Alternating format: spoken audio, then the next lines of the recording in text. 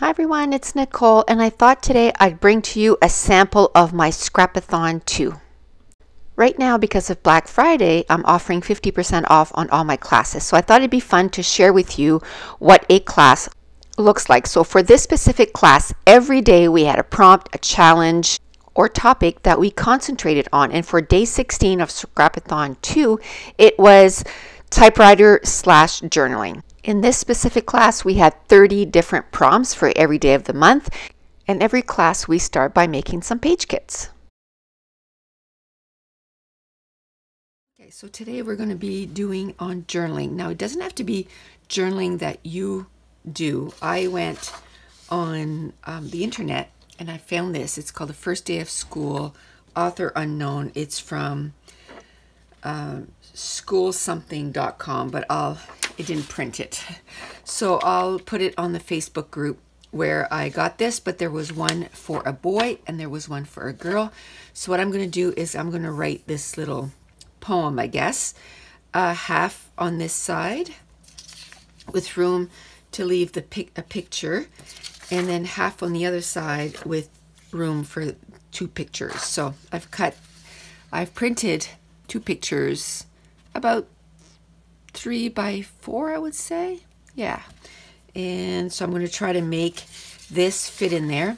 And then I'm going to do it on my typewriter, but you can write it out. And then we'll go through how I'm going to make it look so that it looks different.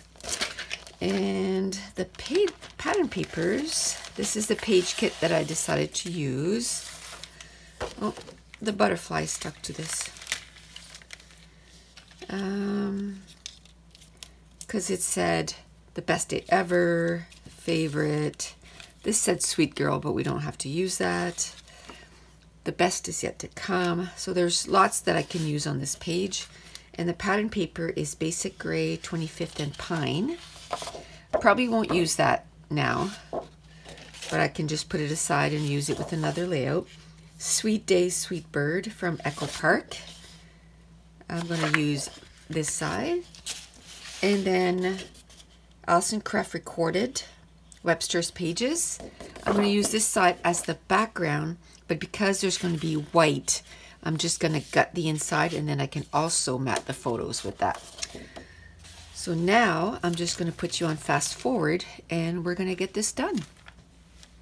Okay, so first of all, I'm going to change the name of the prompt. This is actually going to be using a typewriter. And I'll do another page for journaling because I didn't necessarily come up with the journaling myself, and mainly I use the typewriter. So I want to talk about, using a typewriter in your albums. So let's get started. So years ago, I would not use my handwriting in any of my albums. I would only type out my journaling. And I didn't have a typewriter back then, but what I did use was on my computer.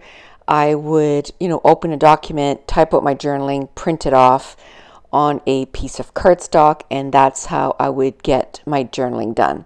Then I decided that I had to get over that and use my handwriting. Well, I went on the complete opposite, and now I almost never use a typewriter or type in my scrapbook, so I thought it would be fun to use my typewriter. Now, if you don't have a typewriter, it's like I said, you don't need a typewriter. What you can do is do your journaling on your computer, then print it off on a regular piece of white cardstock, and you can cut it into strips and put it on your layout, and it would have the same effect. I just had my typewriter, so I decided that it was high time to use it. Once I have the whole, typed out, then I went into my stash of stickers. I found some little stickers to replace some of the words that was in that poem. And then when I kind of ran out of stickers that I couldn't find anymore, then I got my gelatos out and I colored in some of the words in different colors. And I used mainly primary colors because he was starting kindergarten. And then I took my jelly pen and I outlined some of them. I made a little box over top some of them. So I made sure to kind of highlight, school and kindergarten, and, at one point it says he's not a baby anymore. So I wanted some of those words to really pop on the layout. So those are the words that I highlighted. So basically that typing has now become part of my background. I'm going to cut down that white cardstock to 11 by 11, and I'm going to mount it on this piece of pattern paper. I really love that pattern paper, so I'm going to take my ruler and my X-Acto knife, and I'm going to gut out the inside so that I can, one, mat my photos using that pattern paper, and maybe, use some more of this pattern paper on another layout.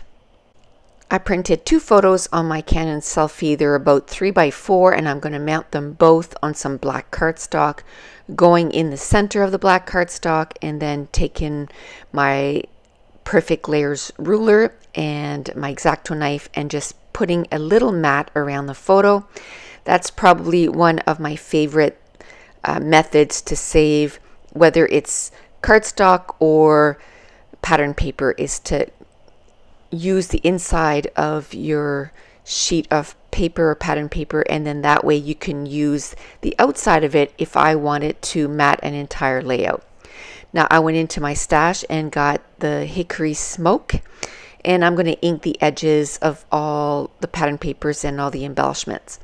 A lot of times I prefer using hickory smoke over black soot because I find black soot is kind of bold and hickory smoke is exactly what it says. It's kind of smoky and it's not as bold.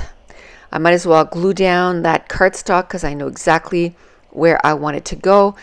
I decided on this photo for the right side of the layout because he's pointing towards the left, so it's like he's pointing towards the poem, when in actuality he's pointing on his name on the board because his name was on the outside of the room. So I got him to point at his name. Actually, he found it even before we asked him to point to it. So he found his name and he said, "Oh, there's my name." So I got him to stay like that, and I took a picture. Then the other picture was just a picture of him just before we brought him into class. So I matted the photo on black cardstock, then I rematted the photo on the part where I gutted out that pattern paper, and then I'm going to make a bigger mat on top of that. And both photos I'm going to use different mats just because I wanted them to be a little different. Now the background is settled. We've matted the photos. Then I brought in all my embellishment that I had put with this page kit. There was this square frame that was in this page kit, and I thought it was the perfect thing, the perfect element or embellishment to connect these 2 photos. So I'm going to put them right in the middle. I'm going to put that square frame right in the middle and have both photos on either side. Then I found this acetate of a heart, and I thought it went perfect inside that square. Then it was time to work on my title. So I went to get my Doodlebug design, those teensy type alphas, and I'm just going to write on either side of the photo, starting at the bottom, photo first day of school. And that's going to be my title. Then I want to give me a space where I could do my journaling. So right underneath that square, I'm going to take my T-square ruler, and I'm going to make myself some lines for some journaling. Before I started that, because I put my T-square ruler up to that square, I noticed how crooked it was. So I made sure to fix that up. I'm going to take my date stamper and I'm going to put the 4th of September because that was his first day of school. Next, I want to add some ink splatters, so I'm going to take out my Heidi Swapp matte and my Heidi Swapp black velvet ink. I'm going to make sure to cover my photos. I'm going to splatter it with some black ink, and then I thought, you know what, you highlighted some of the words in different colors, so I'm going to go and get some red ink, and then I'm going to get some yellow ink, just because it reminded me of some school colors. And that's it. That's going to complete this layout. And tomorrow we're going to be talking about using a large die cut. So we'll see you there.